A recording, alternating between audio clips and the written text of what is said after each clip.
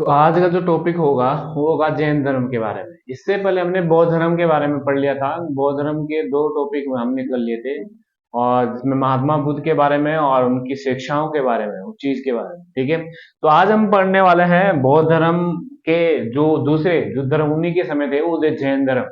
ठीक है, अब आपको पहले तो ये पता श्योर होना चाहिए कि ये उससे भी स्ट्रिक्ट काम किया है, मतलब कठोर जीवन जीते थे ये। ठीक है, बौद्ध धर्म से भी कठोर जीवन जीते थे। ठीक है, तो इनका जो जीवन शैली थी बौद्ध धर्म से भी कठोर थी। ठीक है, तो वो जैन धर्म। अब आपको इस चीज के बारे में मैंने सीधा आज जो टॉपिक उठाया है वो आपका महावीर स्वामी के बारे में। वैसे तो ये 24 तीर्थंकर थे। तीर्थंकर का मतलब जो ज्ञान को आगे बढ़ाने वाले, जैन धर्म को आगे बढ़ाने वाले। ठीक है, उसी चीज के बारे में। ठीक है, यानी कि टोटल ये 24 तीर्थंकर थे। ठीक है, और 24 तीर्थंकर जिसमें पहला था ऋषभ देव। ठीक है, ऋषभ देव पहला तीर्थंकर थे। और अगर आपसे पूछे कि जैन धर्म की स्थापना किसने की, तो ऋषभ देव ने। ठीक है, ऋषभ देव ने स्थापना की है। और जो 23वें तीर्थंकर थे वो थे आपके पार्श्वनाथ। ठीक है, पार्श्वनाथ। यानी कि जो मैं आज डिस्कस करने वाला हूं वो है 24वें तीर्थंकर महावीर स्वामी। महावीर स्वामी यानी वास्तविक संस्थापक जैन धर्म के। ठीक है, वास्तविक संस्थापक जैन धर्म के। उन्हीं चीजों के बारे में मैं आपको बात करने वाला हूं। मैंने बताया कि जैन धर्म टोटल 24 तीर्थंकर थे। उनमें से पहले ऋषभ देव थे, 23वें पार्श्वनाथ थे, और जो हम डिस्कस करने वाले हैं वो है आपका 24वां तीर्थंकर। ठीक है, तो ये आपको इस चीज के बारे में। और 24वें जो तीर्थंकर थे वो थे महावीर स्वामी। ठीक है, अब महावीर स्वामी के बारे में आपको एक चीज पता होनी चाहिए। इनका जो प्राचीन नाम है वो है वर्धमान। पहले वाला जैसे वहां सिद्धार्थ था महात्मा बुद्ध का, वैसा यहाँ पर इसका नाम है वर्धमान। तो याद रखना आपने आपने बौद्ध धर्म के साथ कंपेयर करना है, तभी आपको ये जैन धर्म बौद्ध धर्म याद भी हो जाएंगे। ठीक है, तो ये चीजें आपने याद रखनी है। ठीक है, तो इसके जन्म के बारे में जान लेते हैं। ठीक है, इनका जन्म हुआ है 599 में। ठीक है, 599 में इनका जन्म हुआ है। और हुआ कहाँ है, कुंडग्राम। कुंडग्राम आपका बिहार में पड़ता है। ठीक है, बिहार वाला इलाका। यानी कि इनका जन्म कहाँ हुआ है, बिहार में, गुड़ग्राम में। ठीक है, तो इसके बाद इसके इनके पिता का नाम था सिद्धार्थ। अब कंपेयर करना, वहां था प्राचीन नाम महात्मा बुद्ध का, तो आपने ये याद रह जाएगा आपको। ठीक है, पिता का नाम है सिद्धार्थ और माता का नाम है त्रिशला, वहां महामाया था। ठीक है, तो आपने वो चीजें कंपेयर करनी। पत्नी इनकी यशोदा है, वहां थी यशोधरा।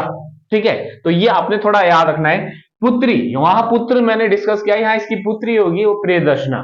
ठीक है, तो कुल ज्ञातक कुल है, वहां मैंने शाक्य लिखा है, आपने कंपेयर करना है तभी आ जाएगा आपको ये। ठीक है, उसके बाद भाई बहन नंदीवर्धन और सुदर्शना इनके भाई बहन थे। और शिष्य इनका जमाली। याद रखना, जमाली के साथ इनके मतभेद भी होते हैं, और जमाली के साथ ही उनकी पुत्री का विवाह होता है प्रियदर्शना का।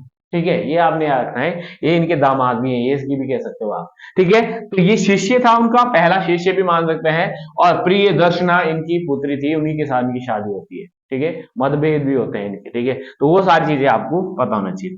शिष्य, और इनकी शिष्य थी चंदना, जो विष्णु संघ की अध्यक्षता भी थी। जैसे कि बौद्ध विश्व बौद्ध संघ था, वैसे इनका भी एक संघ था। ठीक है, और जिसकी जो अध्यक्षता की थी वो थी चंदना, यानी कि शिष्या भी। वहां पे उनकी मौसी थी महात्मा बुद्ध की। तो ये तो आपको पता होगा। ठीक है, भाषा यहाँ की प्राकृतिक आपको पता होगा। वहां पाली थी, यहाँ प्राकृतिक हो जाएगी, लोकल भाषा हो जाएगी। ठीक है, उपदेश राजगृह में दिया, और आपको पता होगा वहां मैंने सारनाथ जो भी चीजें बताई थी उस चीज में। तो इनको उपदेश कहाँ दिया है, राजगृह में। ठीक है, राजगृह आपको पता होगा। जब आने वाले टाइम में आप मगध के बारे में जैसे मगध के बारे में पढ़ भी लिया आपने, तो उनकी कैपिटल क्या थी, राजगृह ही थी। ठीक है, तो ये आपको पता होना चाहिए, उपदेश उन्होंने राजगृह में दिया है। ठीक है, उनकी मृत्यु पावापुरी में हुई, ये भी बिहार में है, इस एरिया में। ठीक है, तो इनकी मृत्यु कहाँ हुई है, पावापुरी में 527। अब यार ना, वहां पे मैंने आपको बताया था कि जो वहां मैंने बताया था कि उनकी जो मृत्यु हुई है महात्मा बुद्ध की, वो 80 साल में हुई है। बट इनकी जो मृत्यु हुई है वो कब हुई है, 72 वर्ष में, यानी कि 70 वर्ष में इनकी डेथ हुई है। ठीक है, ये तो आपको पता होना चाहिए। ठीक है, यार। ठीक है, संप्रदाय श्वेतांबर और दिगंबर, यानी कि श्वेतांबर जो सफेद कपड़े पहनते हैं, स्थूल भद्र या स्थूल भाव भी बोल सकते हैं, स्थूल भद्र सफेद कपड़े पहनने वाले, दिगंबर नग्न अवस्था में रहने वाले से भद्र भाव। ठीक है। तो इसके जो मानने वाले थे, गुरु भी कह सकते हो, आगे भद्रभाऊ चंद्रगुप्त मौर्य का गुरु भी रहता है, क्या बोलते हैं, चंद्रगुप्त मौर्य का गुरु है ये भद्रभाऊ। ठीक है, तो ये आपको साउथ इंडिया में रहे हैं और ये ऊपरी उत्तरी भारत में बिहार इलाके में रहे। ठीक है, तो ये दोनों अलग अलग बट गए थे। ठीक है, अब इसके महात्मा बुद्ध के अन्य नाम भी वर्धनाम है। इनके जैसे जैसे उन्होंने ज्ञान प्राप्ति की तो उनको अलग अलग नाम दिए गए हैं। जैसे जैसे उनको ज्ञान प्राप्त हुआ तो उनको अलग अलग नाम दिए गए हैं। जिन कहा गया, उनको अहर्त कहा गया, उनको केहुल्य कहा गया, इनकी परम ज्ञान प्राप्त करने वाले। ठीक है, तो वो सारी की सारी चीजें हैं जो इसमें आपको पता होनी चाहिए कि कौन कौन सी चीजें हैं। अब जैन संगति, जो इसे वहां पे 4 मैंने संगति लिखाई थी, यहां भी आपकी 2 संगतियां हुई है। पहली पाटलिपुत्र में 320 में, और स्थूलभद्र उसकी अध्यक्षता की थी, और इसी के समय ये बढ़ गया था श्वेतांबर और दिगंबर। ठीक है, तो ये आपको पता होना चाहिए। द्वितीय वल्लभी, यानी कि जो आपका गुजरात है, वल्लभी कहाँ है, गुजरात में है। ठीक है, 512 एडी में, यानी गुप्त काल के समय। क्षमा श्रमण, इसको देवदी श्रमण भी बोलता है। ठीक है, देवदी श्रमण भी कहते हैं इसको। ठीक है, तो आपको ये भी पता होना चाहिए। इसके अलावा जो मैंने इसमें ऐड नहीं किया, आपने इसमें याद रखना है, जैसे महात्मा बुद्ध कितनी एज में ज्ञान त्याग दिया था, मतलब घर त्याग दिया था, 29 वर्ष। ये 30 वर्ष, याद रखना, ये 30 वर्ष में इन्होंने क्या कर दिया था, घर त्याग दिया था, घर से चले गए थे। ठीक है, उसके बाद उनको 6 वर्ष लगे, महात्मा बुद्ध को 6 वर्ष लगे ज्ञान प्राप्त करने के लिए। ठीक है, ज्ञान प्राप्त करने के लिए इनको 12 साल लगे हैं।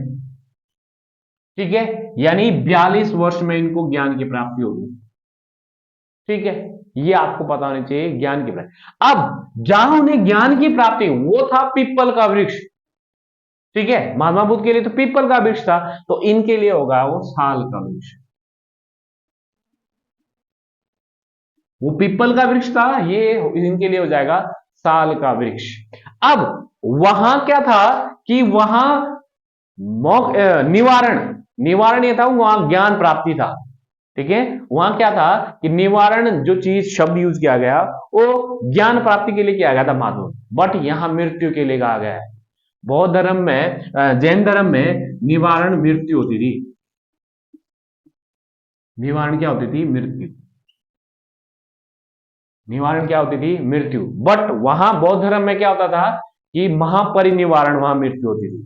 ठीक है, तो ये इनके बारे में डिफरेंस पता होने चाहिए आपको, तभी आपको जैन धर्म, मैंने पहले भी बता दिया था, जैन धर्म कठोर जीवन जीते थे, यानी कि छोटी छोटी चीजें भी उनके लिए पाप होता था। ठीक है, थे तो ये क्षत्रिय ही, बट उनके लिए छोटी छोटी चीजें पाप होती थी। ठीक है, बट इनके लिए उतना नहीं था, याद रखना। वहां मैंने त्रिपिटक, त्रिरत्न, यहाँ पे भी सम्यक दर्शन, सम्यक आचरण, सत्य बोलना, ये सारी चीजें थी। ठीक है, यहाँ पर, वहां मैंने पुस्तक लिखी थी सूत पिटक, विनय पिटक। यहाँ पुस्तक क्या हो जाएगी, 12 अंक, किताब का नाम है ये, बौद्ध धर्म के, जैन धर्म के, जैन धर्म के। और दूसरी भगवती सूत्र,